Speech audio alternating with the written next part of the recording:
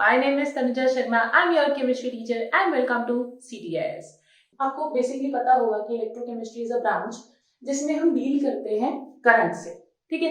Production of current कह लीजिए या आप कह लीजिए कि एनर्जी ट्रांसफॉर्मेशन से, यानी कि ये एक ऐसी ब्रांच है जिसके अंदर जब आपकी केमिकल एनर्जी कन्वर्ट होती है इलेक्ट्रिकल एनर्जी में, ये केमिकल एनर्जी कन्वर्ट हो रही है इलेक्ट्रिकल एनर्जी में, और इसी ब्रांच के अंदर हम डील करते हैं उन सेल से भी जिनसे इलेक्ट्रिकल एनर्जी कन्वर्ट होती है केमिकल एनर्जी में, ठीक है।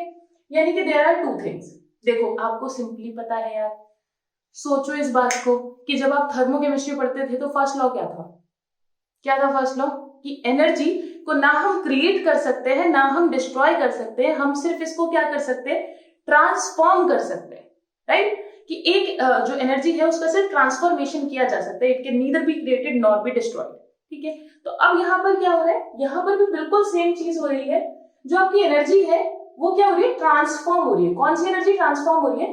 अगर केमिकल एनर्जी कन्वर्ट हो इलेक्ट्रिकल एनर्जी में, तो बेटा जी इस टाइप के सेल को जो हम कहते हैं वो कहते हैं इलेक्ट्रोकेमिकल सेल। इलेक्ट्रो, ऊपर मैं यहां लिख देती हूं इलेक्ट्रोकेमिकल सेल। एक second, electrochemical cell, okay. और जो इलेक्ट्रिकल एनर्जी कन्वर्ट होती है केमिकल एनर्जी में, इसको हम बोलते हैं बेटा जी इलेक्ट्रोलिटिक सेल। बेटा जी अब आपको पता है क्योंकि जो एनर्जीज है वो बिल्कुल उल्टा हो रही है ट्रांसफॉर्म, तो ये जो सेल होंगे वो भी एक दूसरे से बिल्कुल क्या होंगे, एग्जैक्टली ऑपोजिट होंगे, ठीक है। अब देखिए इलेक्ट्रोकेमिकल सेल में क्या हुआ, केमिकल से इलेक्ट्रिकल एनर्जी में। देख आपको बेसिकली मैं एक एग्जांपल देती हूँ। देखिए हमारे पास ये एक बीकर है, ये एक दूसरा बीकर है, ठीक है। ये दो बीकर्स हैं बेटा जी। अब एक बीकर में मैंने क्या किया, मैंने यहाँ पर एक Zn का रॉड लिया है, जिंक का रॉड लिया, और यहाँ पर मैंने ले लिया ZnSO4। यहाँ पर बेटा जी मैंने कॉपर का रॉड लिया है, या आई कैन से इलेक्ट्रोड, ठीक है। और यहाँ मैंने उसी का सॉल्वेंट ले लिया CuSO4, ठीक है।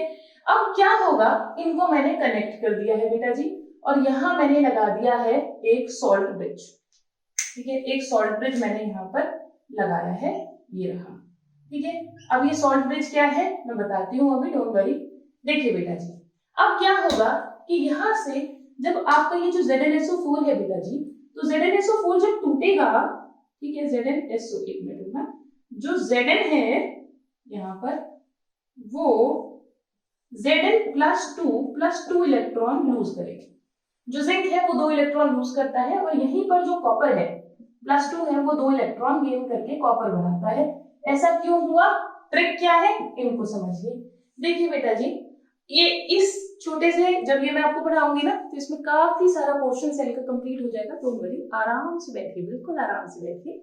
और हाँ पेन पेपर लेके बैठना। देखो बेटा जी यहाँ पर ये है जिंक को मैं ZnSO4 में ही डालती हूँ, CuSO4 में यूज नहीं कर सकती, ठीक है। इसका एक रीजन है, क्योंकि जो जिंक की आयंस होंगी उसकी जो मोबिलिटी होगी बेटा जी वो उसी के सॉल्वेंट में सबसे ज्यादा होगी, इसीलिए मैं कोई और सॉल्वेंट यूज नहीं कर सकती, ठीक है। इतनी बात क्लियर होती है। अच्छा अब देखिए बेटा जी ये इलेक्ट्रोड है, और इलेक्ट्रोड को जब भी किसी इलेक्ट्रोलाइट में डुबोया जाता है, ठीक है, तो उसी को हम क्या कहते हैं, सेल कहते हैं, ठीक है। क्या कहते हैं, सेल कहते हैं। तो सेल क्या हो गया, basically a electrode with its electrolyte. एक इलेक्ट्रोड को जब उसके इलेक्ट्रोलाइट में डाला तो वही क्या है, सेल है। चाहे आप लिख भी सकते हैं सेल क्या है, इलेक्ट्रोड विद इट्स इलेक्ट्रोलाइट, और आई कैन से electrode dipped in its electrolyte, ठीक है, ये भी मैं बोल सकती हूँ। अब एक चीज समझिए बेटा जी, ये हो गया इलेक्ट्रोड और ये मेरा क्या हो गया, इलेक्ट्रोलाइट। ये इलेक्ट्रोड हो गया, ये इलेक्ट्रोलाइट हो गया, क्लियर। अब बेटा जी आपने कुछ रेडॉक्स चैप्टर पढ़ा था, राइट। रेडॉक्स क्या पढ़ा था आपने, ऑक्सीडेशन और रिडक्शन पढ़ा था। देखिए बेटा जी होगा क्या कि ये जो जिंक की इलेक्ट्रोड है, यहाँ से ये जिंक 2 इलेक्ट्रॉन लूज करता है और कन्वर्ट हो जाता है Zn2+ में। और आपको पता है ऑक्सीडेशन नंबर क्या हो रहा है, इंक्रीज हो रहा है, तो ऑक्सीडेशन नंबर इंक्रीज होने वाले को ही, इसको ही हम क्या बोलते हैं, ऑक्सीडेशन बोलते हैं, ठीक है। और ये जो ऑक्सीडेशन हो रहा है बेटा जी, ये हमेशा एनोड पर होगा, और ये जो रिडक्शन होगा ये हमेशा कैथोड पर होगा। देखिए बेटा जी, ये रिडक्शन हो रहा है, प्लस 2 से 0 जा रहा है, तो ये क्या है, रिडक्शन है। ये क्या है बेटा जी, ऑक्सीडेशन है। क्लियर, डन, इतनी बात समझ में आती है। यहाँ क्या हुआ, इलेक्ट्रॉन लूज हुए, इलेक्ट्रॉन लूज हुए, और यहाँ पर क्या हुआ बेटा जी, इलेक्ट्रॉन गेन हुए। यहाँ पर हो रहा है रिडक्शन। क्लियर, ठीक है बेटा जी। ये जो होता है, ये होता है नेगेटिव टर्मिनल, ये होता है पॉजिटिव टर्मिनल। आप हमेशा ये बात याद रखेंगे कि सेल कोई भी हो, सेल कोई भी हो, एनोड पर हमेशा ऑक्सीडेशन होगा और कैथोड पर हमेशा रिडक्शन होगा, चाहे इन दोनों में से सेल कोई भी हो। ठीक है, इतनी बात समझ आती है। अब आपको अब मैंने ये भी कहा था कि ये दोनों एक दूसरे से ऑपोजिट होते हैं, राइट। तो अगर ये दोनों एक दूसरे से ऑपोजिट हैं तो फिर क्या उल्टा होगा, यस, साइन उल्टा होगा। यहाँ पर जो एनोड होता है बेटा जी, इसका साइन होता है नेगेटिव, यहाँ जो एनोड है उसका साइन हम नेगेटिव लेते हैं, और कैथोड का साइन हम लेते हैं क्या, पॉजिटिव। वहां पर जो इलेक्ट्रोलिटिक सेल है उसमें साइन उल्टे हो जाते हैं, anode positive, cathode negative. Clear. अच्छा, अब आगे बढ़ते हैं। इसको याद कैसे रखेंगे, आप याद रख लेंगे बेटा जी, अलोन, अलोन से आप याद रख लेंगे, ठीक है। ए से एनोड, ठीक है, क्या हुआ, या तो लॉस ऑफ इलेक्ट्रॉन, ओ से ऑक्सीडेशन, लॉस ऑफ इलेक्ट्रॉन, देखिए लॉस ऑफ इलेक्ट्रॉन हुआ ना, राइट। और यहाँ ओ से क्या हो गया बेटा जी, ऑक्सीडेशन, ठीक है। एनी से क्या लगा देंगे हम, नेगेटिव। क्लियर, इतना पोर्शन याद रखेंगे तो उल्टा अपने आप हो जाएगा, ठीक है। इतना कर लीजिएगा, उसका उल्टा यहाँ पे लिख दीजिएगा। क्लियर, डन, समझ आती है बात, ओके गुड। देखो अब क्या हुआ, ये मैंने आपको बता दिया एनोड पे क्या होता है, कैथोड पर क्या होता है। क्लियर। अच्छा बेटा जी, अब मैं आपको एक और ट्रिक बताने वाली हूँ। ये ट्रिक तो याद करने के लिए हो गई। देखो बेटा जी, अगर ये सेल समझ लोगे ना तो बहुत सारी चीजें समझ आ जाएंगी, ठीक है। तो बहुत बच्चे क्या करते हैं, जनरली एनसीईआरटी का जो पहला पेज है ना उसको छोड़ ही देते हैं कि यार ये क्या है, ये तो बेकार की चीज है, दूसरा भी छोड़ ही देते हैं, ठीक है। वो सोचते हैं ऑर्गेनोस्ट इक्वेशन से करेंगे, नहीं, ठीक है। पहले ये करो, समझ में आएगा बहुत अच्छे से, ठीक है। देखो ये ट्रिक समझ में आ गई। अब आगे मैं आपको एक ट्रिक देने वाली हूँ, किसकी, सेल रिप्रेजेंटेशन, सेल रिप्रेजेंटेशन, देखिए बेटा जी, जब आप सेल को रिप्रेजेंट करते हो, ठीक है, कोई भी सेल है आप उसको रिप्रेजेंट अगर कर रहे हो तो आप कैसे करोगे, बहुत सिंपल है, याद रखिए ए बी सी, ठीक है। क्या है ये एबीसी, हाँ देखो केबीसी नहीं एबीसी। अब देखो ए से हो गया एनोड, बी से हो गया ब्रिज, और सी से हो गया कैथोड। कि हमेशा आप क्या लिखोगे, एनोड लिखोगे, फिर ब्रिज लिखोगे, फिर कैथोड लिखोगे। देखो यही तो किया था हमने, एनोड ब्रिज कैथोड। क्लियर। अब देखिएगा बेटा जी, एनोड पर क्या हुआ था, Zn से, देखो यार ध्यान से देखो, Zn से Zn2 प्लस गया था, बिल्कुल यहीं पर लिख देंगे Zn से Zn+2। ब्रिज के नाम पर बेटा जी, जब जिसमें कन्वर्ट हुआ है, आप एक सिंगल लाइन से रिप्रेजेंट करेंगे कि ये भाई इसमें जा रहे हैं। ब्रिज के नाम पर आप 2 लाइनें लगाएंगे यहाँ पर, ठीक है। ये बिल्कुल बेसिक है, बिल्कुल, ठीक है। अभी हम कैलोमल सेल, ठीक है, और मेटल इनसॉल्युबल सेल, उनकी बात नहीं कर रहे, बिल्कुल बेसिक की बात कर रहे हैं, ठीक है। देखिए ब्रिज लगाया तो आप ये 2 लाइन से रिप्रेजेंट करेंगे। कैथोड पे क्या हुआ, देखिए बहुत सिंपल, यहां से यहां गया ना, बिल्कुल वैसे का वैसे ही आप यहाँ लिख देंगे, जो जिसमें जा रहा है बिल्कुल वैसा ही, ठीक है। अच्छा तुम इससे इसमें गए हो, वैसा लिख दिया, तुम इससे इसमें गए हो, वैसा लिख दिया। क्लियर, डन, बात समझ आई, ठीक है। तो मैंने आपको क्या ट्रिक बता दी, एक ये बता दी, दूसरा सेल रिप्रेजेंटेशन बता दी। बेटा जी वो आपसे कुछ भी देकर सेल रिप्रेजेंटेशन पूछ सकता है, ठीक है। तो वेरी वेरी इंपॉर्टेंट, एबीसी याद रखिए, फटाफट काम हो जाएगा। क्लियर, आगे बढ़ते हैं। देखो बच्चा, नेक्स्ट क्या है कि ये मुझे नीचे का पोर्शन हटाना पड़ेगा, देखिए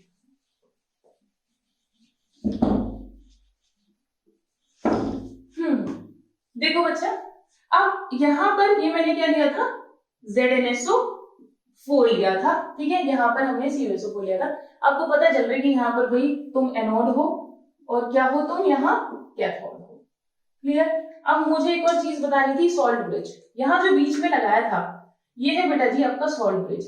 अब इस सॉल्ट ब्रिज का काम क्या है, ठीक है, हमें ये क्यों लगाना पड़ा, इसको भी समझते हैं।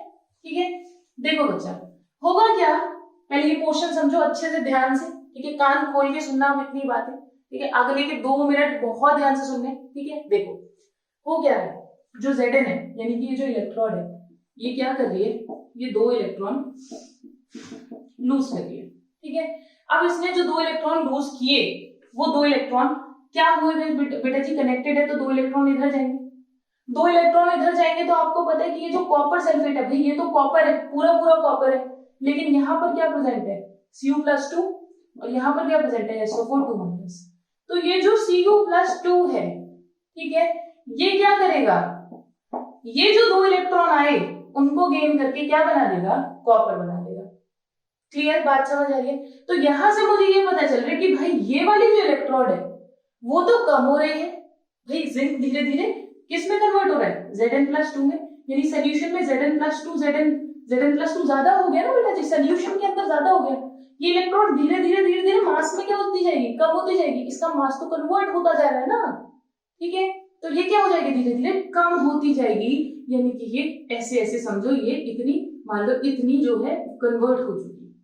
ठीक है, अब यहाँ पर Zn+2 ज्यादा हो गया, वहां पर क्या होगा, जब ये 2 इलेक्ट्रॉन इधर ट्रैवल करके जा रहे हैं तो यहां से कॉपर सल्फेट धीरे धीरे, जो कॉपर है, कॉपर आयन है, वो धीरे धीरे कम हो रहे होंगे, ये वाले आयन धीरे धीरे कम हो रहे होंगे। ठीक है, क्योंकि ये किस में कन्वर्ट हो रहा है, कॉपर में। ठीक है, तो यानी कि यहाँ पर क्या होगा बेटा जी, कॉपर का अमाउंट डिपॉजिट हो रहा होगा। ठीक है, कॉपर का अमाउंट बढ़ रहा होगा, यानी बहुत पहला पॉइंट क्या है मेरा, कि जो मेरा जिंक है उसका मास जो है वो कम होता है और मेरा कॉपर का मास जो है वो क्या है बेटा जी, बढ़ता है, इंक्रीज होता है। Clear, first point. दूसरी चीज मुझे क्या पता चल रही है कि मेरा जो इलेक्ट्रॉन का फ्लो है वो कहां से कहां है बताइए। हाँ हाँ भाई, नेगेटिव टर्मिनल नेगेटिव क्यों है, क्योंकि इलेक्ट्रॉन ज्यादा है। बात समझ में आ रही है। ठीक है भाई, नेगेटिव टर्मिनल तो वही होगा, इलेक्ट्रॉन पे कैसा चार्ज होता है, नेगेटिव होता है ना। अब देखो, तो नेगेटिव यानी इस टर्मिनल से क्या होगा, उस टर्मिनल पर जाएगा, यानी इलेक्ट्रॉन का अगर मैं ट्रांसफर बोलूं तो कहां से कहां हो रहा है, जल्दी बोलो। यस, एनोड टू कैथोड हो रहा है। ठीक है, तो आई यानी कि करंट का फ्लो कहां से होगा, कैथोड टू एनोड। बेटा निहायत इंपॉर्टेंट पूछ लेता है, ठीक है, कि यहाँ पर जो करंट का ट्रांसफर है वो कहां से कहां होता है, और इलेक्ट्रोलिटिक सेल में करंट का ट्रांसफर कहां से कहां होता है। ठीक है, बात समझ में आ रही, एक का याद कर लो दूसरे का तो कर ही लोगे। क्लियर, बात समझ में आई। अब देखो, करंट का फ्लो यहां से यहां हो गया। क्लियर, मास किसका कम हो रहा है, ज्यादा हो रहा है, समझ में आती बात। अब तीसरा पॉइंट जो मुझे समझाना है वो है बेटा जी आपका सॉल्ट ब्रिज। बेटा जी ये सॉल्ट ब्रिज क्या काम करेगा, कि इसका सबसे बढ़िया सबसे इंपॉर्टेंट काम ये है कि ये इलेक्ट्रॉन न्यूट्रलिटी को मेंटेन करता है। अब ये कैसे मेंटेन करेगा मैं बताती हूं, देखिए बच्चा, इसका नहीं है क्या, हाँ तो देखिए इलेक्ट्रॉन न्यूट्रलिटी को कैसे मेंटेन करेगा बेटा जी, ये सॉल्ट ब्रिज जो है इसमें हमारे पास एक अगर जेल होता है, ठीक है, उसके अंदर हम KCl, KNO3, NH4NO3 इस तरह का कोई सॉल्ट, जिनके देखो ऐसा नहीं है कि सॉल्ट ब्रिज में कुछ भी भर दो काम कर जाएगा ना, सॉल्ट ब्रिज में वही पोर्शन हमें, वही सब्सटेंस हमें अगर जेल के साथ भरना है जिसमें जो कंडक्टेंस या आई कैन से कंडक्टिविटी है वो कैटायन की और एनायन की बराबर हो। ठीक है, जहां पर दोनों सेम स्पीड से जा रहे हो, कंडक्टिविटी दोनों की क्या है, बराबर है। ठीक है, मेरी इतनी बात क्लियर हो रही है। तो ऐसा नहीं है सॉल्ट ब्रिज में कुछ भी भर दो काम कर जाएगा ना। ठीक है, क्या देखना है हमें कि दोनों की जो कंडक्टिविटी है वो क्या हो बेटा जी, बराबर हो। कंडक्टिविटी अभी आएंगे, ठीक है, धीरे धीरे बढ़ेंगे ना भाई। ठीक है, लास्ट बिल्कुल लास्ट क्वेश्चन में, लास्ट नहीं सेकंड लास्ट में, ठीक है, वहां पढ़ेंगे अभी हम। देखिए तो क्या होगा, सॉल्ट ब्रिज मैंने बता दिया क्या है, ये यू शेप्ड ग्लास ट्यूब होती है, यू शेप्ड ग्लास ट्यूब है। ठीक है, जिसके अंदर हम अगर जेल के साथ में क्या डालते हैं बेटा, KCl, KNO3, NH4NO3 एक्सेट्रा। ठीक है, कुछ ना एक्सेट्रा, क्लियर, और एग्जाम्पल याद ना है तो, है ना, पेपर में यही करना। अच्छा बेटा, मैं एक क्लास वो भी लूंगी मैं जिसमें बताऊंगी कि तुम्हें अगर बच्चे जो बोर्ड एग्जाम की तैयारी कर रहे हैं उन बच्चों को अपने कॉपी में कैसे लिखना है, ठीक है, कैसे वो अपने आंसर्स को बेटर बनाकर लिख सकते हैं, ठीक है, जितनी नॉलेज है उसी के साथ ऑफ कोर्स, ठीक है, कैसे लिख सकते हैं, तो वो भी मैं एक सेशन करूंगी अभी। देखो बच्चा, अब आते हैं सॉल्ट ब्रिज के साथ में। सॉल्ट ब्रिज मैंने बता दिया क्या है। अब ये क्या काम करेगा कि बेटा जी जैसे ही यहाँ पर आपको पता है कि इसका अमाउंट बढ़ रहा है, ये कम हो रहा है, इसका अमाउंट बढ़ रहा है, तो जो ये अमाउंट इसका बढ़ रहा है इसको न्यूट्रल करने का काम सॉल्ट ब्रिज का है। मान लो मैंने यहाँ पर KCl भरा हुआ है, तो अब क्या होगा बेटा जी, जो Cl है, जो नेगेटिव चार्ज है, वो इस तरफ आएगा इसको न्यूट्रल करने के लिए।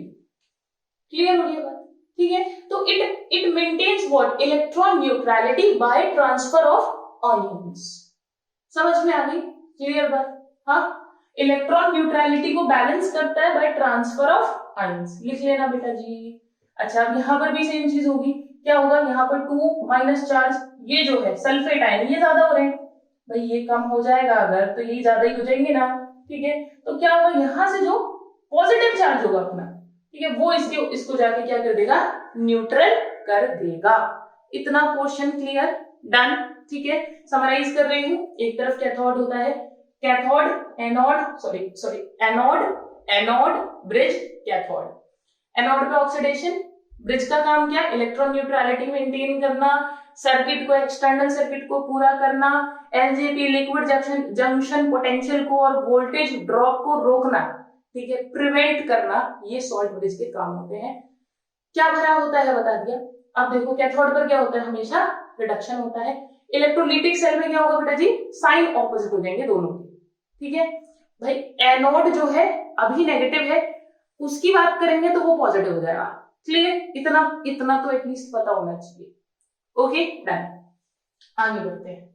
इतना क्वेश्चन क्लियर, ये जरूर पूछेगा बेटा जी आपसे, करंट का फ्लो कहां से कहां होता है इलेक्ट्रोकेमिकल सेल में। क्लियर। अच्छा बेटा जी, इलेक्ट्रोकेमिकल सेल में डेनियल सेल और गैल्वेनिक सेल भी आते हैं, ठीक है। तो गैल्वेनिक सेल क्या है, उसमें प्रॉब्लम होती है पोलराइजेशन की, और उसका जो सही वर्जन है वही डेनियल सेल है, ठीक है। क्लियर, इतनी बात। हाँ, पहले आपसे पूछा करता था डेनियल सेल और गैल्वेनिक सेल के बारे में पूछ लेता था, लेकिन अभी उसने हटाए हैं, तो इस साल डेनियल सेल और गैल्वेनिक सेल की डेफिनेशन नहीं आएगी, अदरवाइज वो पूछा करता था, ठीक है। वो पूछता था एनसीईआरटी की बात कर रही हूँ मैं बेसिकली, ठीक है, वो पूछा करता था, ठीक है। जेई मेंस वाले और नीट वाले बेटा आपसे ये नहीं पूछेगा, ठीक है। चलो अब आगे बढ़ते हैं, चलिए।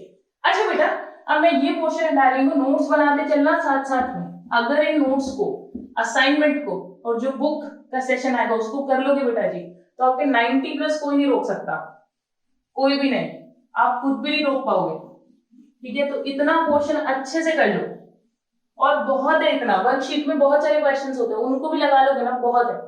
अच्छा अब देखिए बेटा जी, हाँ ये मैं नया ही बना देती हूँ।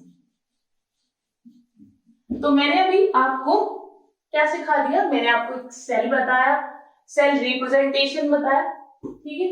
अच्छा बेटा, अब मैं आपसे बात करने वाली हूँ, सॉल्ट ब्रिज वगैरह सब बता दिया है, अगला समझिए, अगला क्वेश्चन होता क्या है बेटा। मान लीजिए ये मैंने वापस से वही इलेक्ट्रोड मेरी, वही उसका पुराना सा बोरिंग सा सोल्यूशन, ठीक है, सदियों से जो यूज होता आ रहा है उसके साथ ही। अब यहाँ देखिए, मैं थोड़ा जल्दी में बना रही हूँ ना, इसीलिए ऐसा बन रहा है। CuSO4 कॉपर, ठीक है, ZnSO4। अच्छा बेटा जी, अब समझिए होता क्या है कि आप खुद मुझे एक बात बताओ, आपने फिजिक्स में पढ़ा है पोटेंशियल डिफरेंस, पढ़ा है ना, ठीक है। कहीं पर भी पोटेंशियल, पहले बताओ पोटेंशियल ही क्या है, बताओ। इन्फिनिटी से किसी चार्ज को लाने में जो भी हमें काम करना पड़ा, वर्क डन, ठीक है। एक यूनिट चार्ज को V बराबर W/Q, यही तो होता है पोटेंशियल, है ना, यही तो होता है पोटेंशियल, कि एक यूनिट चार्ज को एक किसी इन्फिनिटी से किसी पॉइंट तक लाने में जितना वर्क डन हमने किया वही क्या पोटेंशियल, ठीक है। अब देखिए बेटा जी, यहाँ पर हम थोड़ी सी फिजिक्स यूज करेंगे, बहुत थोड़ी सी, देखो समझो इस बात को कि आपका जो मेटल है, ठीक है, और ये जो है ये आपका जो इलेक्ट्रोलाइट है, ठीक है। ये रहा मेटल, ये रहा मेटल का इलेक्ट्रोड और ये रहा आपका इलेक्ट्रोलाइट। दूसरे पेन से लेती हूँ मैं, ठीक है। ये रहा आपका इलेक्ट्रोलाइट। बेटा इनके बीच में कुछ ना कुछ पोटेंशियल डिफरेंस होगा भाई, इनके बीच में कुछ ना कुछ पोटेंशियल डिफरेंस होगा, ठीक है। उस पोटेंशियल डिफरेंस की वजह से क्या होता है बेटा जी, इलेक्ट्रॉन ट्रांसफर होता है। भाई अगर कहीं पर भी इलेक्ट्रॉन फ्लो कर रहा है तो वो किसकी वजह से, पोटेंशियल डिफरेंस की वजह से। पोटेंशियल डिफरेंस नहीं होगा तो इलेक्ट्रॉन फ्लो नहीं करेगा। तो यही सिंपल सी चीज है। देखिए बेटा जी, यहाँ पर इस मेटल इलेक्ट्रोड का, ठीक है, इस मेटल इलेक्ट्रोड का इसके इलेक्ट्रोलाइट के साथ में जो भी पोटेंशियल डिफरेंस होता है उसको क्या बोलते हैं, यस, इलेक्ट्रोड पोटेंशियल। क्या बोलते हैं, इलेक्ट्रोड पोटेंशियल। बेटा आसान भाषा में समझिए, बिल्कुल डेफिनेशन से मतलब नहीं है, तुम्हें इतना समझ में आना चाहिए। इलेक्ट्रोड पोटेंशियल क्या है, the potential difference between the metal electrode and it's electrolyte. ठीक है, क्लियर? Okay done. अब यही सेम चीज यहां पर भी होगा, क्लियर? ये सेम चीज क्या होगी बेटा जी, यहां पर भी होगी, ठीक है भाई। यहां पर भी मेटल का इलेक्ट्रोड है और यहां पर भी इलेक्ट्रोलाइट है, तो यहां पर भी क्या होगा बेटा जी, इलेक्ट्रोलाइट है। अरे यार देख लेना, ठीक है, इलेक्ट्रोलाइट है तो क्या है बेटा जी, जो वो पोटेंशियल डिफरेंस तो दोनों तरफ ही होगा। जब दोनों तरफ होगा यानी कि इसका और इसका पोटेंशियल डिफरेंस हुआ, इसका और इसका कुछ पोटेंशियल हुआ, ठीक है। तो यानी कि यहाँ के नेट को मैंने कह दिया इलेक्ट्रोड पोटेंशियल और यहाँ के नेट को भी इलेक्ट्रोड पोटेंशियल कह दिया। अब बेटा जी अब आती है काम की बात। आपका एक फोर्स होता है जिसको हम बोलते हैं इलेक्ट्रोमोटिव फोर्स, ईएमएफ, और I can say cell voltage. Clear हो रही है बात? ठीक है बेटा जी, यही क्या है बेटा जी, आपका ये है ईएमएफ, यहीं से, ठीक है। अब मैं इन दोनों के पोटेंशियल डिफरेंस की बात करूंगी तो आपका आ जाएगा ईएमएफ, और वो ईएमएफ इलेक्ट्रोमोटिव फोर्स क्या होता है, ई नॉट क्या है, यस, इलेक्ट्रोड पोटेंशियल, ठीक है, इलेक्ट्रोड पोटेंशियल। और ये किसका बेटा जी, ये एनोड का होगा इस तरफ, और उस तरफ किसका होगा बेटा जी, कैथोड का होगा। तो वो कहेगा कि आप क्या कर दो, ईएमएफ अगर आपको निकालना है इलेक्ट्रोमोटिव फोर्स, ठीक है, इलेक्ट्रोमोटिव फोर्स निकालना है तो क्या करो, cathode minus anode, E cathode minus E anode. Clear बात? और आप क्या कर सकते हो, ई देख लो बेटा जी, ये हमेशा क्या पड़ेगा, ये राइट साइड पड़ेगा, ये लेफ्ट साइड पड़ेगा, ठीक है। लिखने का तरीका ही ये है, अगर आपने कभी बीकर उल्टे कर दिए कॉपी में, अगर बीकर उल्टे कर दोगे तो मार्क्स भी उल्टे हो जाएंगे। क्लियर हो ये बात? ठीक है, तो बीकर उल्टे मत करना, क्या करना, हमेशा एनोड लिखना, फिर ब्रिज, फिर कैथोड, ठीक है। तो ये क्या बेटा जी, राइट साइड पर है, तो E R minus E L. Clear? Done. अच्छा बेटा जी, ये दोनों फॉर्मूलाज कब एप्लीकेबल है, जब आपको एसआरपी गिवन है, यानी स्टैंडर्ड रिडक्शन पोटेंशियल गिवन है। अभी बताती हूँ क्या है, ठीक है, डरिए मत, बताती हूँ, ठीक है। अच्छा देखो बेटा जी, एसआरपी रिडक्शन, देखना बच्चा, जब भी आपका कुछ इस तरीके से लिखा होगा, ई नॉट एम प्लस 2 से एम, अगर ये लिखा है तो इसका मतलब देखो यहां से 2 इलेक्ट्रॉन गेन करके क्या हो रहा है बेटा जी, एम बन रहा है, तो ये क्या है, रिडक्शन पोटेंशियल। मान लीजिए यहाँ इसकी वैल्यू x है, ठीक है। तो यहाँ देखो 2 से 0 जा रहे हो तो क्या हो रहा है, कम हो रहा है ना, 2 से 0 जा रहा है तो कम हो रहा है ना, फिर रिडक्शन हो रहा है ना, तो क्या होगा, ये रिडक्शन पोटेंशियल, रिडक्शन माने कम होना, ठीक है, कम हो रहा है, तो ये क्या हो गया, रिडक्शन पोटेंशियल हो गया x। अब मेरी एक बात सुनो, अगर मान लो यही मुझे निकालना होता, तो अब ये समझना, बहुत ध्यान से समझो भाई, मेटल किस में जा रही है, +2 स्टेट में जा रही है, ठीक है। मेटल क्या कर रही है, 2 इलेक्ट्रॉन सॉरी हाँ नहीं, +2 में ही जा रही है। और क्या हो रहा है यहाँ पर, देखो ध्यान से देखो, यहाँ पे ऑक्सीडेशन हो रहा है ना, ऑक्सीडेशन हो रहा है भाई, ऑक्सीडेशन नंबर बढ़ रहा है, ऑक्सीडेशन नंबर, तो ऑक्सीडेशन हुआ। जब ये हो तो बेटा जी सेम चीज है, बस आपको साइन ऑपोजिट करना है, मैग्नीट्यूड वैसा का वैसा ही रहेगा। क्लियर? ठीक है, तो बस क्या हो जाते हैं बेटा जी, साइन उल्टे हो जाते हैं, मैग्नीट्यूड सेम रहता है। Now I move to next. ये जो है ये एसआरपी है, ये जो है ये एसओपी है, स्टैंडर्ड ऑक्सीडेशन पोटेंशियल। क्लियर बेटा जी? जनरली जो एनसीईआरटी वाले हैं उनका इनसे काम चल जाएगा, जनरली इससे काम चल जाता है, लेकिन जो कंपटीशन वाले हैं, ठीक है, वो क्या करता है, वो इनको भी चेंज करके दे देता है। ठीक है, एक ऑक्सीडेशन दे दिया, एक रिडक्शन दे दिया, या मान लीजिए बच्चा सोच के आया था कि हमेशा एक कैथोड माइनस एनोड करेंगे, लेकिन उसने एसआरपी की जगह एसओपी पकड़ा दिए, तो बच्चे का सवाल तो उल्टा हो जाएगा, है ना, आंसर तो गलत हो जाएगा। भाई हमने तो ध्यान ही नहीं दिया था कि ऐसे जा रहे, ये लिखा है इस तरीके से लिखा है या इस तरीके से लिखा है। तो फर्स्ट पॉइंट, जब भी आप इलेक्ट्रोकेमिस्ट्री का सवाल करोगे सबसे पहले आप चेक करोगे, देखो बेटा ईएमएफ निकालना, ये फर्स्ट पड़ाव है बिल्कुल, ठीक है, बिल्कुल फर्स्ट सीढ़ी है ये, ठीक है। नर्स्ट इक्वेशन जब लगवाएगा ये भी निकलवाएगा आपसे, भाई 4 से 5 नंबर का अगर डिस्क्रिप्टिव क्वेश्चन आ रहा है आपका, ठीक है, तो वो पक्का निकलवाएगा, ठीक है, ऐसे जेईई मेंस में और नीट में निकलवाता है, ठीक है। तो आपको क्या करना है, चेक करना है सबसे पहले कि भाई तू कौन है, तू एसआरपी है कि तू एसओपी है, ठीक है। चलो अब आगे बढ़ते हैं। अब ये हो गया एसआरपी के केस में, लेकिन कंपटीशन वालों का काम नहीं चलेगा, इसीलिए आप अगला फॉर्मूला देखिए बेटा जी, बिल्कुल आप उल्टा कर देंगे। अगर एसओपी गिवन है यानी कि स्टैंडर्ड ऑक्सीडेशन पोटेंशियल है, तो फॉर्मूला इसका उल्टा कर दीजिए बिल्कुल, E cath anode minus E cathode. Not जरूर है बेटा जी ऊपर, नॉट का मतलब समझ रहे हैं, नॉट का मतलब है स्टैंडर्ड कंडीशन, यानी कि स्टैंडर्ड टेम्परेचर प्रेशर। क्लियर बात, ठीक है। टेम्परेचर कितना, 25 डिग्री सेल्सियस, ठीक है। क्या है स्टैंडर्ड टेम्परेचर, 25 डिग्री सेल्सियस। बेटा जी थर्मो पे मत पहुंच जाना, थर्मो पे मत पहुंच जाना, ठीक है। चलो 0 डिग्री सेल्सियस भी लेते थे, याद है, थर्मो और मोल में, वहां मत पहुंच जाना। अभी यहाँ का समझिए बेटा जी, यहाँ जो हमने स्टैंडर्ड टेम्परेचर प्रेशर लिया है, ठीक है, एक एसटीपी है, एनटीपी है, एसएटीपी है, ज्यादा बात नहीं करेंगे, अभी फिलहाल के लिए समझते हैं। एसटीपी 25 डिग्री सेल्सियस है और प्रेशर क्या है 1 बार। क्लियर बेटा जी, 1 बार, कई बार 1 एटीएम भी मेंशन होगा, तो अभी के लिए तो आप बराबर ही ले लो, ठीक है। आप क्या, उतना आपसे करवाता ही नहीं काम। देखो अब यहाँ आते बेटा जी एसओपी, एनोड माइनस कैथोड, और आप लिख सकते हो E L minus E R, left minus right, ठीक है, क्लियर।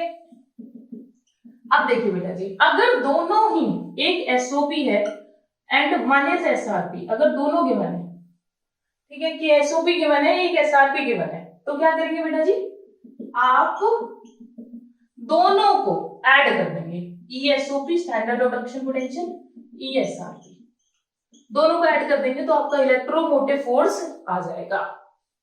क्लियर बात, समझ में आ गई। पोटेंशियोमीटर से बेटा जी मेजर होता है इलेक्ट्रोमोटिव फोर्स, अगर कोई आपसे पूछने लगे तो, ठीक है। चलिए मैक्सिमम वोल्टेज है, this is the maximum voltage that can be obtained by a cell. जो ईएमएफ है वो मैक्सिमम वोल्टेज है जो कि हम किसी भी सेल से ड्रॉ कर सकते हैं, ठीक है।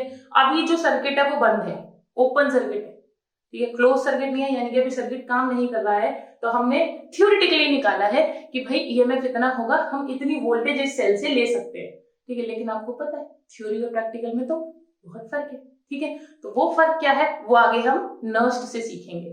क्लियर। अच्छा बेटा इतनी पोर्शन आपको समझ में आ गई, डन। चलो अब बेटा जी मैंने आपको क्या सिखा दिया, मैंने आपको ई सेल निकालना सिखा दिया। ई सेल क्या, ईएमएफ इलेक्ट्रोमोटिव फोर्स निकालना सिखा दिया, या सेल वोल्टेज भी कह सकती हूँ। मैंने आपको सेल रिप्रेजेंटेशन सिखा दिया और मैंने आपको बेसिक सिखा दिए। Now I am moving. देखो बच्चा, अब एक और चीज यहां पर मैं आपको सिखाने वाली हूँ, which is cell reaction. Which is cell reaction, वो किस तरीके से करनी है, ठीक है। And this is very very important बेटा जी, सेल रिएक्शन।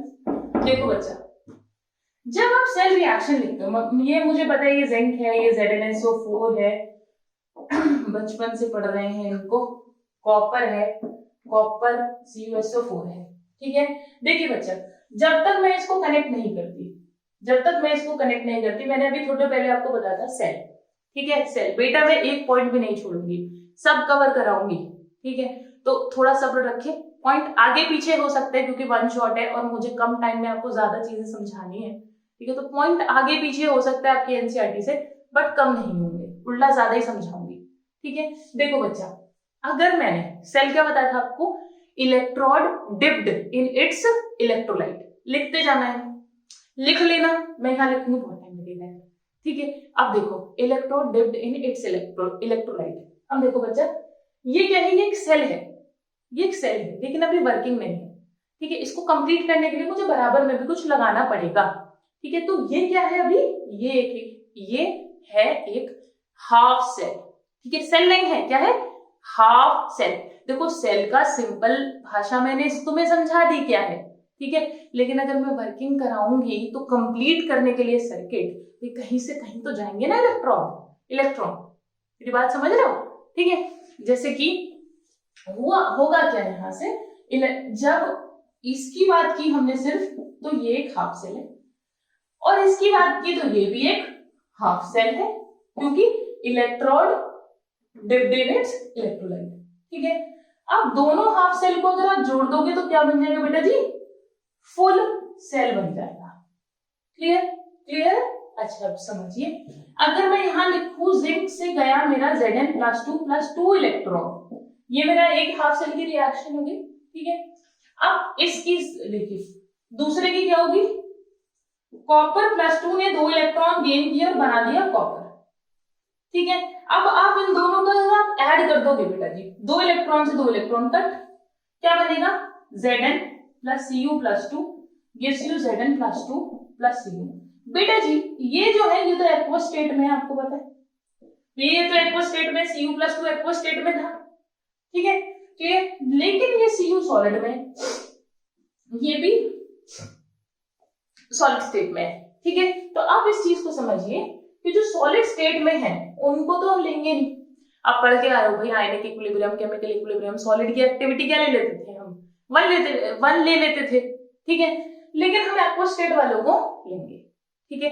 अब मैंने आपको ये क्या सिखा दिया, मैंने आपको हाफ सेल से एक फुल सेल रिएक्शन लिखनी सिखा दी, ये भी आपसे पेपर में पूछेगा, ठीक है। वो फुल सेल रिएक्शन लिखवा सकता है, कुछ आपको सेल रिप्रेजेंटेशन देकर आपसे सेल रिएक्शन लिखवा सकता है, या फिर उल्टा कर सकता है, ठीक है। तो आप यहां पर एक चीज का ध्यान रखेंगे बेटा जी, यहां पर इन वाले की कंसंट्रेशंस को मुझे लेना है, इनसे मुझे कोई मतलब नहीं है, ठीक है। और रिएक्शन हमेशा जो फुल सेल रिएक्शन है उसमें कभी भी इलेक्ट्रॉन नहीं आना चाहिए, ठीक है। जो फाइनल इक्वेशन आएगी उसमें अगर इलेक्ट्रॉन आ रहा है तो आपने गलत करा है, महा गलत करा है, वापस जाओ ठीक करो, ठीक है। इनको बैलेंस करो, ऐड करो, ठीक है, जैसे आप रेडॉक्स चैप्टर में करते थे, बैलेंस्ड इक्वेशन में फुल सेल रिएक्शन में एक भी इलेक्ट्रॉन नहीं आना चाहिए। क्लियर? अब आगे बढ़ते हैं। देखो बच्चा मैंने ये बता दिया, इनकी एक्टिविटी 1 लेते हैं, ठीक है। ये एनोड कैथोड ये क्लियर हो गया बेटा जी। ये बैलेंस्ड में जितने इलेक्ट्रॉन इन्वॉल्व होते हैं, यहाँ 2 इलेक्ट्रॉन इन्वॉल्व हुए, यहाँ 2 इलेक्ट्रॉन, उसे बोलते हैं हम एन मतलब electron involve in a reaction, ठीक है। अगर मैं आपसे पूछूं कि इस सेल में टोटल इलेक्ट्रॉन कितने इन्वॉल्व हुए तो वो 4 नहीं होंगे, वो 2 ही होंगे, क्लियर। चलो अब आगे बढ़ते हैं।